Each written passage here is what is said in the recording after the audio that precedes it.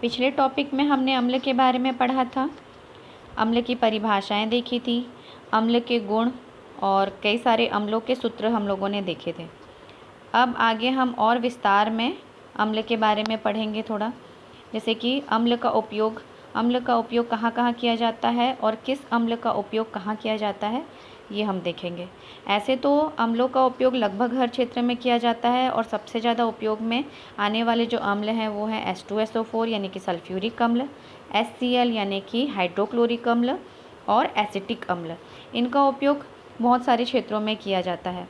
हमारे दैनिक जीवन में जो काम आने वाली खट्टी चीज़ें हैं या जो स्वाद में हमें खट्टी लगती है, उन सभी में कार्बनिक अम्ल मौजूद होता है।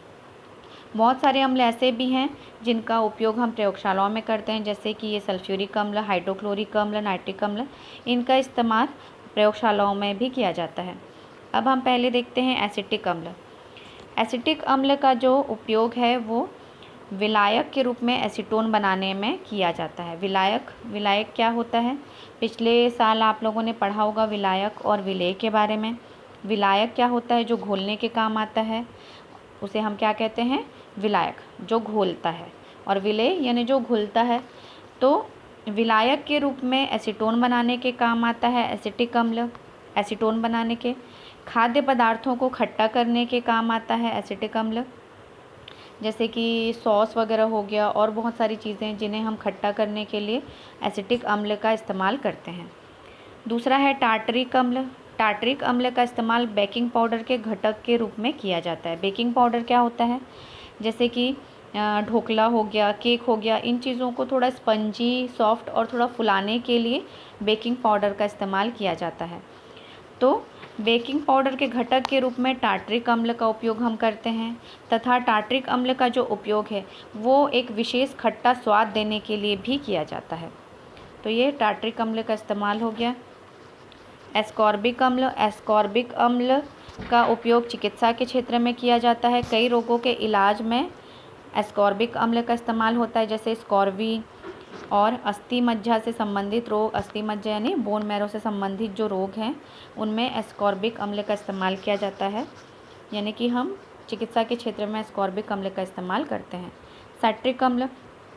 खाने की चीज़ों में फ्लेवर के रूप में साइट्रिक अम्ल का इस्तेमाल किया जाता है, जैसे कि लेमन फ्लेवर, ऑरेंज फ्लेवर। इस प्रकार एक विशेष स्वाद या फ्लेवर देने के लिए हम साइट्रिक अम्ल का इस्तेमाल करते हैं।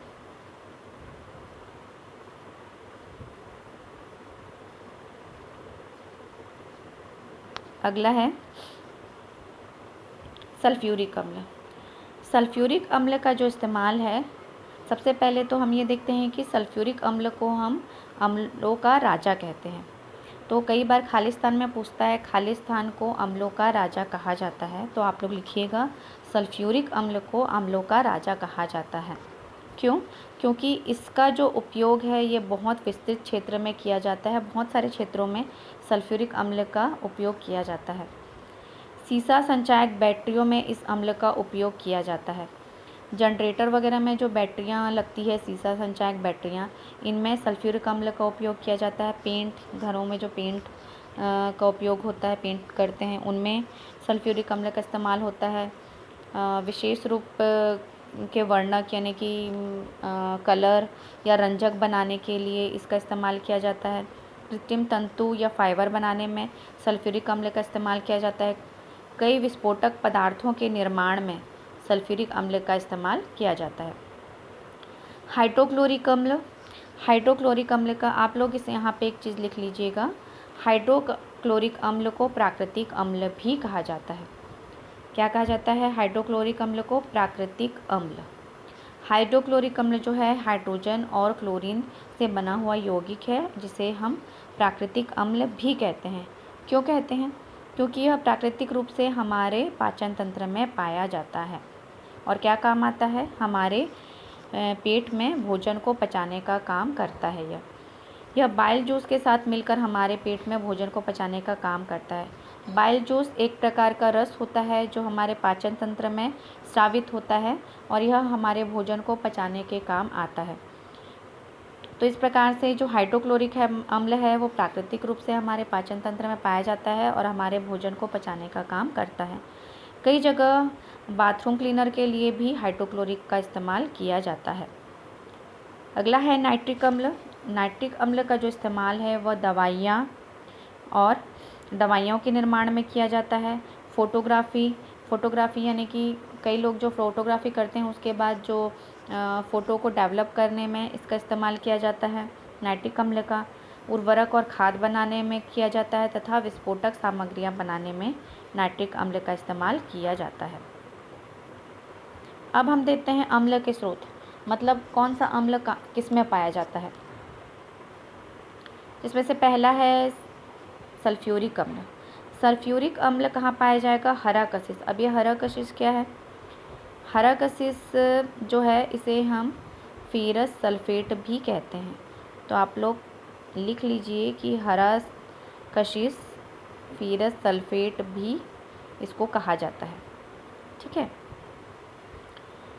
उसके बाद तो ये हो गया सल्फ्यूरिक अम्ल कहाँ पाया जाएगा? फेरस सल्फेट में। एसिटिक अम्ल पाया जाएगा सिरका और अचार में। टार्ट्रिक अम्ल कहाँ पाया जाएगा? टार्ट्रिक अम्ल पाया जाएगा अंगूर और इमली में। साइट्रिक अम्ल नींबू और संतरा में पाया जाता है। अगला है लैक्टिक अम्ल दूध और दही में पाया जाता है। बेंजोइक अम्ल घास और पत्तों में पाया जाता है। अगला है फॉर्मिक अम्ल कहाँ पाया जाएगा? चींटी, बिच्छू और मधुमक्खी में। ये कई बार खालिस्तान में ये सब पूछता है और कई बार पूछा भी है कि फॉर्मिक अम्ल कहाँ पाया जाता है या चींटी में खालिस्तान अम्ल पाया जाता है, इस प्रकार से। तो फॉर्मिक अम्ल जो है चींटी, बिच्छू और मधुमक्खी में पाया जाता है। इसलिए जब ये आपको काटते हैं तो आपको जलन महसूस होती है। क्यों होती है? क्योंकि इनमें फॉर्मिक अम्ल पाया जाता है जो थोड़ा सा जिससे हमारे शरीर में जलन होती है। ऑक्सैलिक अम्ल टमाटर में पाया जाता है और मौलिक अम्ल सेव में पाया जाता है।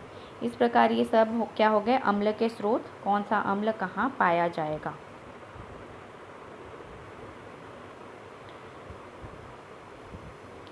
फिर हम देखते हैं विभिन्न अम्लों के रासायनिक नाम क्या क्या हैं। जैसे कि कहीं पे अगर HCl लिखा है तो वो क्या होगा? हाइड्रोक्लोरिक अम्ल। कहीं पर H2SO4 लिखा है तो वो क्या कहलाएगा? सल्फ्यूरिक अम्ल। HNO3 लिखा है तो वो नाइट्रिक अम्ल। C2H2O4 लिखा है तो वो ऑक्सैलिक अम्ल। H2CO3 लिखा है तो वो कार्बनिक अम्ल। C3H6O3 लिखा है तो वो लैक्टिक अम्ल। और H3PO4 यहाँ पर ये गलत दिया हुआ है, इसे सुधार लीजिए। ये होता है H3PO4। तो कहीं पर अगर H3PO4 दिया हुआ है तो वो क्या कहलाएगा? फॉस्फोरिक अम्ल। यहाँ पर ये थोड़ा गलत हो गया है, मिसप्रिंट हो गया है, जिससे आप सुधार लीजिए। तो फॉस्फोरिक अम्ल का सूत्र होता है H3PO4। तो ये हो गया अम्ल का पार्ट कंप्लीट। अम्ल का टॉपिक हो गया। अब नेक्स्ट टॉपिक में हम क्षार के बारे में पढ़ेंगे।